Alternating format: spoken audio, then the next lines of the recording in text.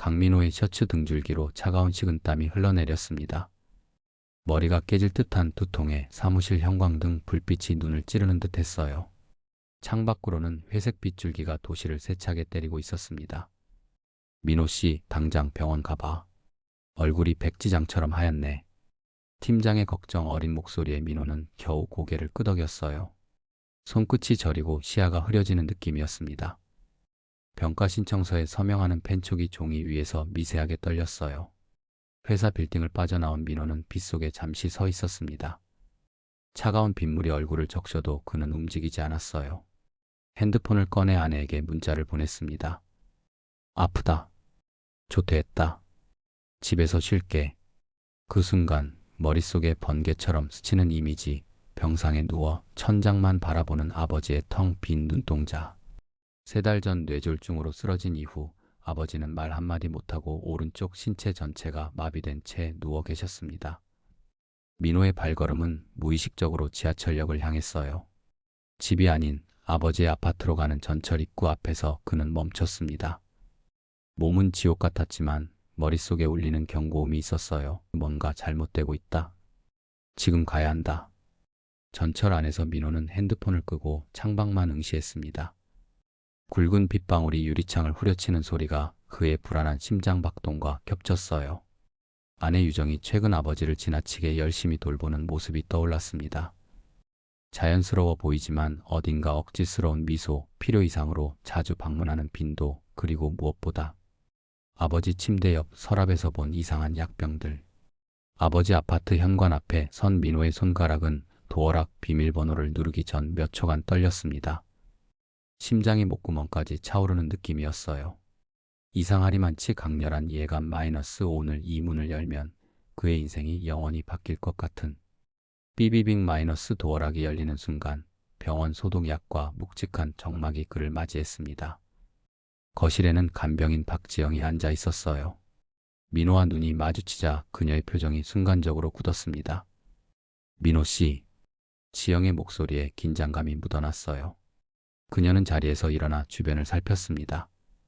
마치 도청장치라도 확인하는 것처럼. 무슨 일 있으세요? 민호가 물었습니다. 지영은 입술을 깨물더니 민호의 손목을 잡아 부엌 쪽으로 끌었어요. 물이 흐르는 수도가로 데려간 그녀는 수도꼭지를 틀었습니다. 물소리가 대화를 덮을 수 있도록. 말씀드리기 전에 지영의 목소리는 거의 속삭임에 가까웠어요. 이곳에 CCTV가 있나요?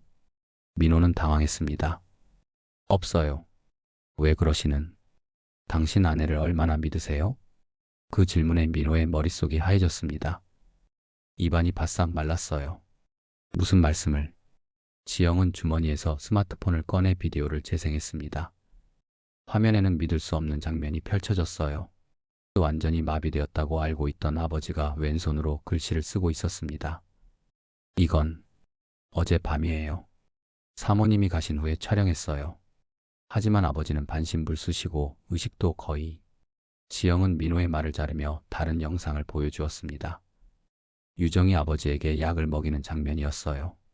그리고 이어진 충격적인 영상 마이너스 아버지가 약을 먹은 직후 몸이 뻣뻣해지고 의식이 흐려지는 모습. 이 약은 병원 처방약이 아니에요. 지영이 낮게 말했습니다. 제 사촌이 약사인데 이 사진을 보내 분석해봤더니 고용량 신경안정제와 마비 유발 약물 혼합물이라더군요. 장기적으로 투여하면 죽을 수도 있다는 거죠. 민호의 목소리가 떨렸습니다. 지영은 묵묵히 고개를 끄덕였어요. 어르신은 실제로 반신불수가 아니에요. 약물로 인한 인위적 마비 상태예요. 사모님이 없을 때는 점점 의식이 또렷해지고 왼손도 움직이세요. 민호의 다리에서 힘이 빠졌습니다. 주방 싱크대를 붙잡지 않았다면 그 자리에 주저앉았을 거예요. 왜 아내가 이런 짓을? 지영은 마지막 영상을 보여주었습니다. 아버지가 왼손으로 종이에 떨리는 글씨를 적는 모습이었어요. 보험 5억 유정 새 남자. 민호의 눈앞이 새하얘졌습니다.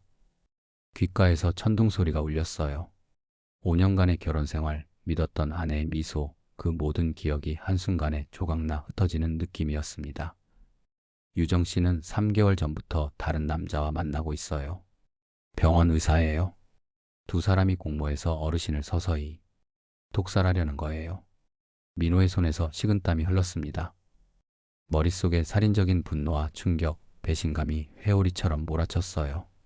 하지만 그보다 더 강한 감정이 있었습니다. 마이너스 공포. 아버지가 지금 이 순간에도 죽어가고 있다는 끔찍한 현실 앞에 그는 덜덜 떨렸습니다. 아버지를 당장 만나봐야겠어요. 지영은 고개를 저었습니다. 조심하셔야 해요. 사모님이 언제 올지 모르고 이미 의심하고 계신 것 같아요. 어제는 제 가방을 몰래 뒤졌더라고요. 민호의 뇌리에 한 가지 생각이 번개처럼 스쳤습니다. 만약 유정이 지영의 영상을 발견했다면 아버지는 물론 지영마저도 위험할 수 있었어요. 증거를 확보해야 해요. 지금 당장. 민호는 아버지의 방으로 향했습니다. 심장이 터질 듯 뛰는 가운데 그는 문고리를 잡았어요. 저 문 너머에는 그가 알던 세상의 종말과 새로운 악몽의 시작이 기다리고 있었습니다. 지하철에 올라타자 비는 더 거세졌고 차장에 맺힌 빗물들이 주르륵 흘러내리는 모습이 마치 민호의 마음 같았습니다. 처음 아버지가 몸이 안 좋다고 하셨을 땐 단순한 어지럼증이라고 생각했어요. 그런데 갑작스럽게 뇌졸중으로 쓰러지시고 오른쪽 반신이 마비되는 상태가 된 것이었습니다. 그런 아버지를 두고 바쁘다는 핑계로 제대로 찾아뵙지 못한 게 내내 마음에 걸렸습니다.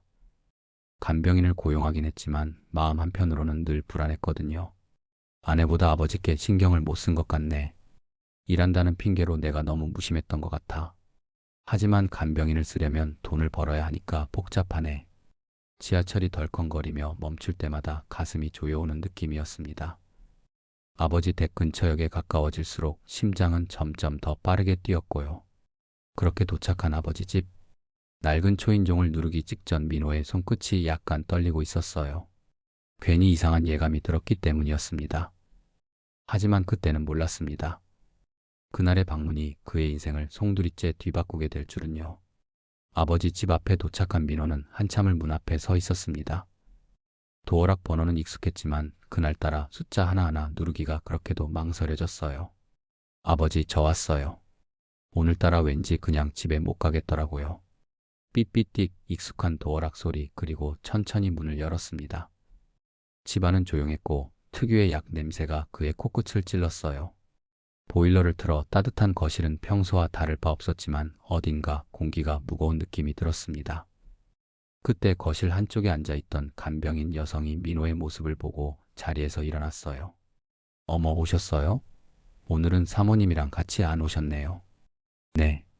오늘은 제가 좀 몸이 안 좋아서 반차 내고 나왔거든요.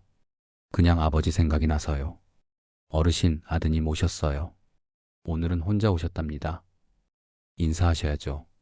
민호는 고개를 돌려 방 안을 바라보았습니다. 문이 조금 열려 있었고 병상 침대에 누운 아버지의 모습이 보였어요. 오른쪽 팔다리가 마비되어 거의 움직이지 못하고 말씀도 어눌해진 모습은 아직도 적응이 안 되더군요. 한때 건설 현장에서 몫으로 일하며 늘 힘이 넘쳤던 아버지였는데 아버지는 눈으로 민호를 향해 신호를 보내고 계셨습니다. 그 눈빛이 어쩐지 무언가 말하고 싶은 듯 보이더라고요. 아버지 왔어요. 오늘은 그냥 보고 싶어서 들렀어요. 그러자 간병인 여성이 주변을 슬쩍 둘러보며 민호에게 조심스레 다가왔습니다. 아드님, 저기 잠깐 시간 괜찮으세요? 네. 왜요? 아버지 상태가 더 안 좋아지셨어요? 뭐 할 말이 있으신가요? 그건 아니고요.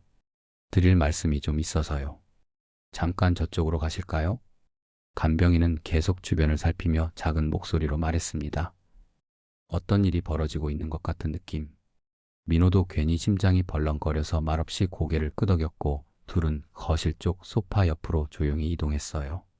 그곳은 아버지의 시야에서 약간 벗어난 곳이었습니다. 왜 그러시죠? 무슨 일인데 이렇게 조심스러우세요? 믿기지 않으시겠지만 아버님께서 이상한 행동을 하세요.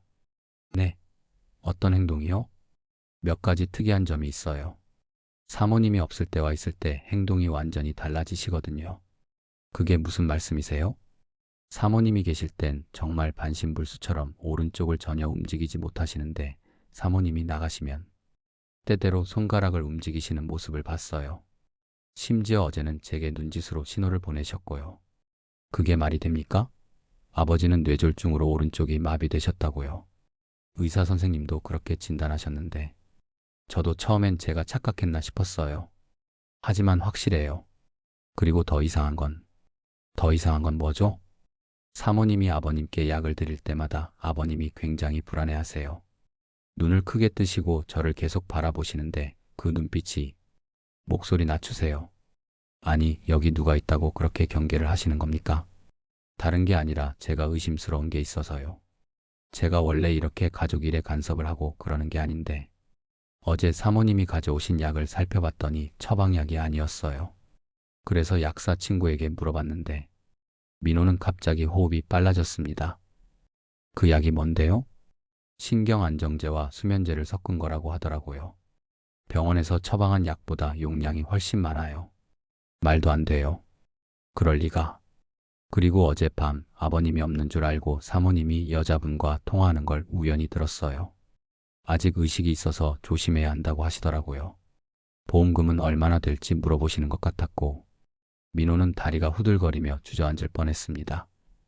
숨을 제대로 쉴 수 없었고 목이 꽉 막혀 말이 제대로 나오지 않았어요. 그래서 어젯밤에 아버님이 저한테 눈짓으로 무언가 말씀하시려고 했던 것 같아요. 제가 종이와 펜을 드렸는데 왼손으로 힘겹게 아들이라고 쓰셨어요. 그 다음에 쓸어나시려다 사모님이 오셔서 그만두셨고요. 잠깐만요. 이게 다 사실인가요? 증거가 있나요? 사진 찍어뒀어요. 아버님이 쓰신 글자하고 사모님이 가져오신 약도요. 제 핸드폰에 있습니다. 간병인은 핸드폰을 꺼내 민호에게 보여주었습니다. 화면 속에는 분명 민호의 아버지가 왼손으로 흘겨 쓴 듯한 아들이라는 글자가 있었고 다음 사진에는 여러 알약이 담긴 약통이 보였어요. 이 약들이 맞나요? 아내가 일일이 약 케이스에 담아두고 가던데. 네, 맞아요. 요 며칠 전부터 바뀌었어요. 처음엔 병원 약인 줄 알았는데 어제 약사 친구에게 사진을 보내봤더니 처방약이 아니래요. 위험할 수 있다고. 민호는 머리가 어지러웠습니다.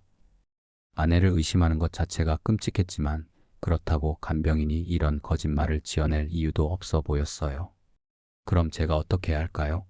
이 상황을 믿기 어려워서 제 생각에는 아버님을 먼저 안전하게 해야 할 것 같아요. 그리고 병원에 다시 가서 정확한 진단을 받아보시는 게 어떨까요? 혹시 모르니 약도 전문가에게 분석 의뢰하시고요. 민호는 손에 땀이 흥건했습니다. 아내와 함께한 5년의 세월이 주마등처럼 스쳐 지나갔어요. 이제 와서 아내가 아버지를 해치려 한다니 믿을 수 없는 이야기였습니다. 아버지께 직접 물어볼 수 있을까요? 물론이죠. 사모님이 안 계실 때는 의식이 훨씬 또렷하세요. 지금 가보시죠. 민호는 심장이 터질 듯한 느낌으로 아버지 방으로 향했습니다. 이제 진실을 확인할 때였어요. 아버지, 제가 물어볼게요. 아버지가 정말 도움이 필요하시면 왼손을 들어보세요. 아버지는 잠시 망설이더니 천천히 왼손을 들어 올렸습니다. 그 모습에 민호는 충격을 받았어요. 정말로 아버지는 움직일 수 있었던 것입니다. 아버지, 정말 아버지가 아내를 무서워하신다면 눈을 2번 깜빡여 보세요. 아버지는 서서히 하지만 분명하게 2번 눈을 깜빡였습니다. 민호는 아버지의 반응에 온몸이 굳어버렸습니다. 방금 본 것이 현실이라는 걸 받아들이기 힘들었어요. 오랜 세월 믿고 사랑했던 아내가 자신의 아버지에게 이런 일을 저지르고 있었다니. 아버지, 이제부터 제가 질문할 테니 눈 깜빡임으로 대답해 주세요. 1번 깜빡이면 예, 2번 깜빡이면 아니오입니다. 알겠어요? 아버지는 천천히 1번 눈을 깜빡였습니다. 유정이가 아버지를 해치려 하고 있나요? 1번 깜빡임. 약을 통해서인가요? 1번 깜빡임. 얼마나 오래전부터 이런 일이 있었어요? 이건 단답형으로 대답하기 어려운 질문이었기에 민호는 방법을 바꿨습니다. 1달 이상인가요? 1번 깜빡임. 3달 이상인가요? 1번 깜빡임. 반년 이상인가요? 2번 깜빡임. 그럼 3-6개월 사이군요. 아버지, 왜 유정이가 이런 짓을 하는지 아세요? 1번 깜빡임. 아버지는 왼손을 들어 탁자 위에 메모지를 가리켰습니다. 민호는 즉시 메모지와 펜을 아버지 손에 쥐어드렸어요. 아버지는 떨리는 왼손으로 글씨를 쓰기 시작했습니다. 오른손잡이셨던 아버지가 왼손으로 쓰는 글씨는 비틀어지고 삐뚤삐뚤했지만 내용은 명확했어요. 보험, 유정이, 독약. 그 세 단어가 민호의 세계를 완전히 무너뜨렸습니다. 아버지, 유정이가 보험금을 노리고 아버지를 해치려 한다는 말씀이신가요? 한 번 깜빡임. 민호는 깊이 숨을 들이마시며 어지러움을 느꼈습니다. 혹시 이 사실을 아내가 알고 있나요? 아버지가 움직일 수 있다는 걸? 두 번 깜빡임. 그럼 어떻게 비밀로 유지하실 수 있었어요? 아버지는 다시 메모지에 글씨를 썼습니다. 그녀 없을 때만. 민호는 간병인에게 눈길을 주었습니다. 언제부터 이런 상황을 알게 되셨어요? 간병인이 조심스럽게 대답했어요. 한 달 전쯤부터 의심스러운 점을 발견했습니다. 처음에는 사모님이 주시는 약을 드리고 난 후 어르신의 상태가 갑자기 더 나빠지는 것을 발견했어요. 처음에는 약이 맞지 않는가 싶었는데 그 다음엔요? 어느 날 밤 제가 잠깐 잠든 사이에 어르신이 왼손으로 제 팔을 잡으셨어요. 너무 놀라서 소리를 지를 뻔했죠. 그때 어르신이 쉿하고 입에 손가락을 대시더라고요. 민호는 놀라서 아버지를 바라보았습니다. 아버지 정말인가요? 한 번 깜빡임. 간병인이 계속 말했어요. 그 후로 사모님이 안 계실 때만 어르신과 소통하게 됐습니다. 처음에는 눈 깜빡임으로 시작했고 점차 왼손으로 글씨도 쓰실 수 있다는 걸 알게 됐어요. 왜 진작 말씀해주지 않으셨나요? 간병인의 표정이 어두워졌습니다. 처음에는 확신이 없었고 솔직히 무서웠어요. 사모님이 얼마나 위험한 사람인지 몰랐으니까요. 게다가 네, 사모님이 저도 감시하고 있었어요. 제 방에 몰래 카메라를 설치한 것 같았고 한 번은 제 가방을 뒤진 흔적도 있었습니다. 민호는 충격을 받아 입을 다물었습니다. 아내의 행동이 단순한 우발적 범행이 아니라 치밀하게 계획된 것이었다는 사실이 그를 더욱 절망스럽게 만들었어요. 어떻게 처음 사모님을 의심하게 되셨나요? 사모님과 어르신의 관계가 처음부터 이상했어요. 겉으로는 매우 친절하고 다정했지만 어딘가 부자연스러웠습니다. 그리고 한 번은 사모님이 전화 통화를 하시는 걸 우연히 들었는데 그 늙은이가 생각보다 질겨서 시간이 오래 걸린다라는 말씀을 하시더라고요. 민호는 유정과 결혼한 지난 5년을 떠올렸습니다. 그들은 부동산 중개업소에서 만났어요. 유정은 당시 계약서를 작성해 주던 직원이었고 민호는 아버지를 위한 작은 아파트를 알아보던 중이었습니다. 유정은 처음부터 아버지에게 특별히 친절했어요. 아버지, 유정이가 처음부터 이랬던 건가요? 결혼 전부터 계획했던 건가요? 두 번 깜빡임. 그럼 언제부터 변했죠? 아버지는 다시 메모지에 글씨를 썼습니다. 1년 전. 새 남자. 민호는 얼굴이 하얘졌습니다. 유정이에게 다른 남자가 있다고요? 한 번 깜빡임. 아버지는 어떻게 아시게 된 거예요?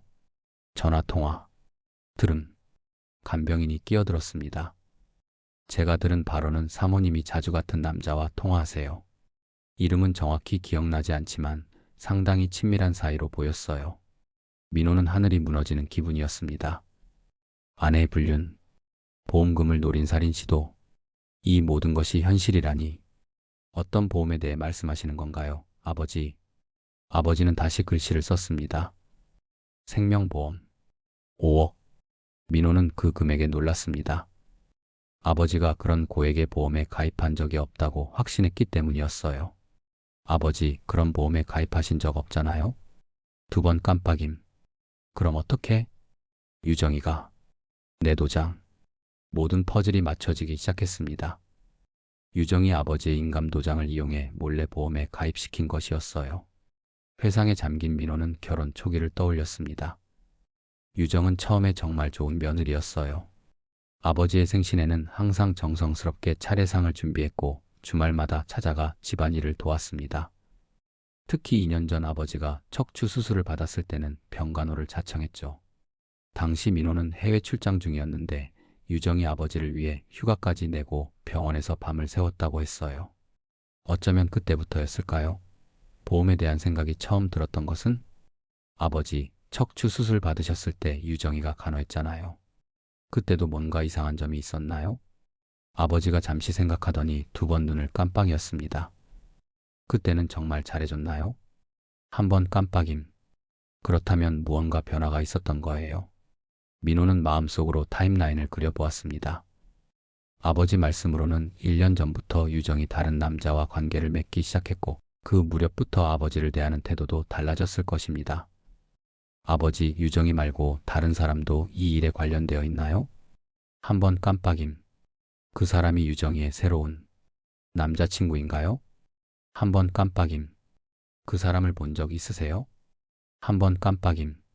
민호는 놀랐어요. 언제요? 2달 전. 여기 왔음. 여기요? 이 집에요?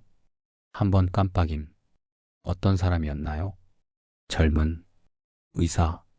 민호는 그 단어에 갑자기 기억이 떠올랐습니다. 2달 전 유정이 아버지의 주치의를 바꾸자고 제안했던 일이 있었어요. 새로운 의사가 더 경험이 많고 뇌졸중 치료에 전문적이라고 했죠.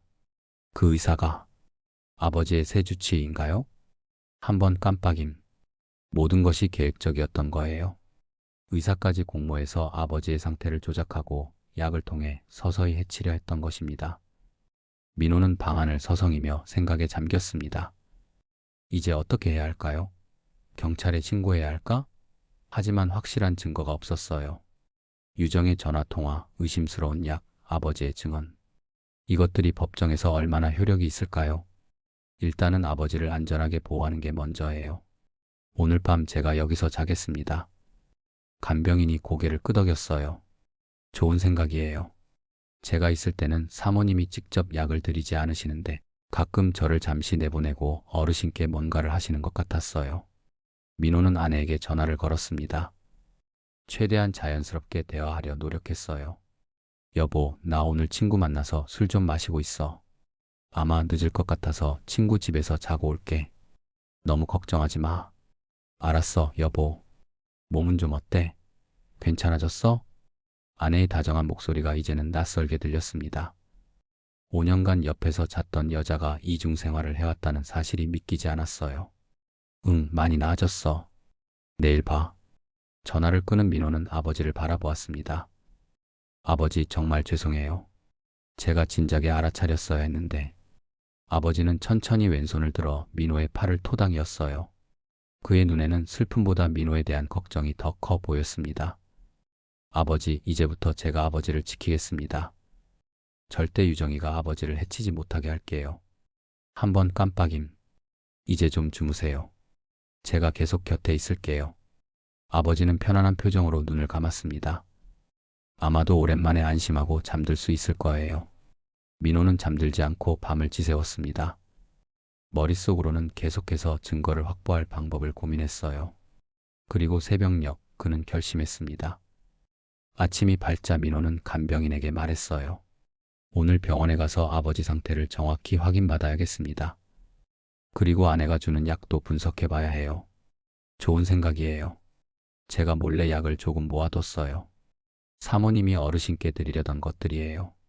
민호는 놀랐습니다. 정말요? 언제부터 모으셨어요? 의심이 들기 시작한 때부터요. 1달 정도 됐을 거예요.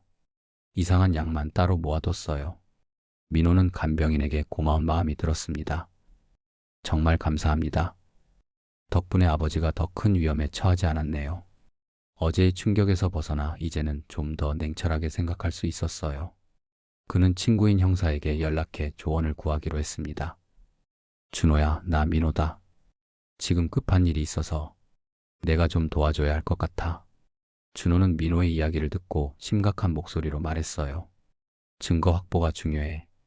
특히 약물 분석이 결정적일 거야. 그리고 가능하다면 유정이가 의사와 대화하는 내용도 녹음해봐. 민호는 고개를 끄덕였습니다. 알았어. 아버지를 다른 병원으로 데려갈 계획이야. 거기서 정확한 검사를 받게 할 거고. 전화를 끊고 민호는 아버지에게 계획을 설명했어요. 아버지, 오늘 다른 병원에 가서 검사를 받으실 거예요. 그곳에서 아버지의 실제 상태를 정확히 진단받고 몸속에 어떤 약물이 있는지도 확인할 거예요. 한 번 깜빡임. 유정이에게는 평소처럼 행동해주세요. 아버지가 움직일 수 있다는 사실은 절대 알면 안 돼요. 한 번 깜빡임. 민호는 병원에 전화해 응급진료를 예약했습니다. 그리고 아버지를 병원으로 모시고 갔어요. 병원에서의 검사 결과는 충격적이었습니다. 아버지의 몸에서 다량의 신경안정제와 함께 벤조디아제핀 계열의 약물이 검출되었어요. 의사는 이 약물이 장기간 투여되면 신경계 손상과 함께 마비 증상을 유발할 수 있다고 설명했습니다. 이 약들은 어디서 구하셨나요? 의사가 물었어요. 제 아내가 아버지에게 몰래 먹인 것 같습니다. 의사는 심각한 표정으로 고개를 저었습니다. 이건 범죄 행위입니다. 경찰에 신고하셔야 해요. 민호는 고개를 끄덕였어요. 그럴 계획입니다. 증거도 여기 있고요. 의사는 검사 결과지를 건네며 말했습니다. 실제로 환자분은 반신불수 상태가 아닙니다. 약물로 인한 일시적 마비와 억제 상태였던 거죠. 약물이 완전히 빠지면 상당 부분 회복될 가능성이 높습니다. 민호의 눈에 눈물이 고였습니다. 정말인가요? 네, 다만 약물이 완전히 몸에서 빠지는데 시간이 걸릴 거예요. 최소 2주 정도는 입원하셔서 치료를 받으셔야 합니다. 민호는 아버지를 바라보았습니다. 아버지의 눈에도 눈물이 고여 있었어요. 아버지 들으셨죠? 곧 나아지실 거예요. 한 번 깜빡임. 민호는 이제 유정에 대한 대책을 세워야 했습니다. 그는 다시 준호에게 연락했어요. 준호야, 병원에서 검사 결과가 나왔어. 아버지 몸에서 신경안정제와 벤조디아제핀이 검출됐대. 그거면 충분한 증거야. 내가 지금 출동할게. 그쪽 병원이 어디야? 민호는 병원 위치를 알려주었고 얼마 후 준호와 다른 경찰들이 도착했습니다. 이제 어떻게 하죠? 민호가 물었어요. 당신 아내를 체포해야 합니다. 그 전에 함정을 좀 설치하면 좋겠어요. 유정 씨가 자백하게 만들면 재판에서 유리할 겁니다.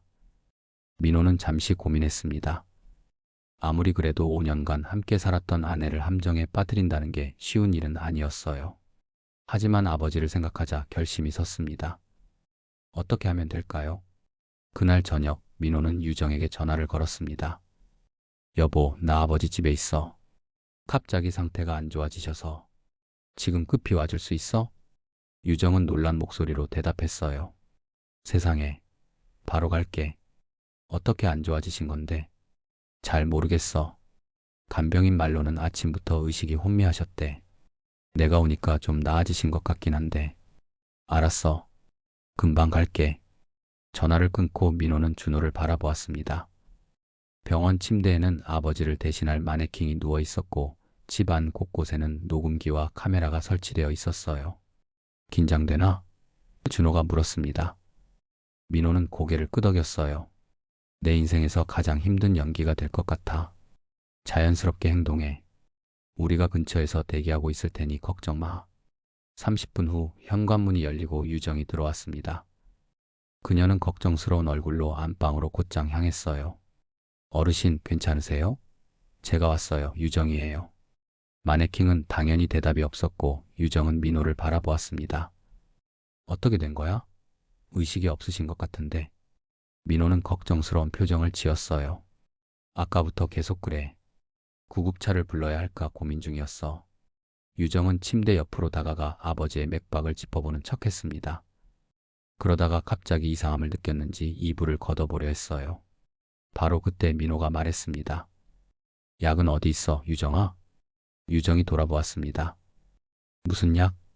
내가 아버지에게 먹이던 그 약 말이야. 유정의 얼굴이 창백해졌어요. 무슨 소리야? 다 알아. 아버지 몸에서 신경안정제와 벤조디아제핀이 검출됐어. 내가 아버지를 서서히 독살하려 했다는 것도. 유정은 잠시 말문이 막힌 듯 했다가 갑자기 냉정해졌습니다. 누가 그런 말도 안 되는 소리를. 아버지가 말씀하셨어. 내가 없을 때면 아버지는 움직일 수 있었거든. 유정의 눈이 커졌어요. 말도 안 돼. 아버님은 완전히 반신불수야. 그렇게 생각했겠지. 내가 먹인 약 때문에. 유정은 민호를 노려보았습니다. 증거 있어? 민호는 주머니에서 검사 결과지를 꺼냈어요. 여기 다 있어. 그리고 민호가 신호를 보내자 방 안쪽 문이 열리고 경찰들이 들어왔습니다. 김유정 씨, 당신은 살인미수 혐의로 체포됩니다. 몇 달 후 민호는 재활치료를 받고 있는 아버지를 병원에서 만났습니다. 약물이 완전히 빠지자 아버지의 상태는 놀랍게 호전되었어요. 이제는 오른팔도 어느 정도 움직일 수 있었고 말씀도 많이 또렷해졌습니다. 아버지, 오늘은 어떠세요? 아버지는 미소를 지으며 대답했어요. 많이 좋아졌다. 재활 선생님이 일주일 안에 혼자 걸을 수 있을 거라고 하셨어. 정말 다행이에요. 민호야. 아버지가 조심스럽게 말을 꺼냈습니다. 유정이는 어떻게 됐니? 민호는 한숨을 내쉬었어요. 재판 중이에요. 그녀와 그 의사 모두 혐의를 인정했습니다. 보험 사기와 살인 미수로 중형을 선고받을 거예요. 아버지는 고개를 끄덕였습니다. 미안하다. 내가 너에게 이런 고통을. 아버지가 뭐가 미안하세요. 제가 더 일찍 알아차렸어야 했는데. 그런데 말이다. 아버지가 잠시 망설이더니 말했어요. 그 간병인. 박 씨는 어떻게 됐지? 민호는 미소 지었습니다. 아직도 아버지 걱정하고 있어요. 매일 전화해서 상태 물어보세요. 아버지의 표정이 밝아졌어요. 그래, 좋은 사람이지. 나를 정말 구해줬어. 그러고 보니 오늘 오후에 병문안 온다고 하셨어요. 아버지가 갑자기 긴장한 듯 했습니다. 그래, 내가 좀 꾸미고 있을 걸 그랬나? 민호는 웃음을 참을 수 없었어요. 아버지, 혹시... 아버지가 살짝 얼굴을 붉혔습니다. 아니, 그냥 고마움을 표현하고 싶어서. 민호는 아버지의 손을 잡았어요. 아버지, 행복하셨으면 좋겠어요. 박 씨도 정말 좋은 분이에요. 아버지는 고개를 끄덕였습니다. 다시 시작하는 거야, 우리 둘 다. 새 출발. 민호도 동의했어요. 네, 아버지. 우리 둘 다 새 출발이에요. 창문 너머로 따스한 봄 햇살이 들어왔습니다. 어두운 겨울을 지나 이제야 찾아온 봄처럼 그들의 삶에도 새로운 계절이 시작되고 있었습니다. 민호는 비록 유정과의 결혼은 끝났지만 아버지가 건강을 되찾고 새로운 인연을 만나게 된 것이 위안이 되었어요. 민호야, 아버지가 갑자기 말했습니다. 인생은 참 알 수 없는 거구나. 한 사람을 잃었지만 진짜 소중한 것을 찾은 것 같아. 민호는 고개를 끄덕이며 따스한 미소를 지었습니다. 때로는 가장 어두운 순간이 지나야 진정한 빛을 볼 수 있는 법이었어요. 오늘의 이야기는 어떻게 들으셨나요? 다음에 더 흥미로운 이야기로 다시 올까요? 감사합니다.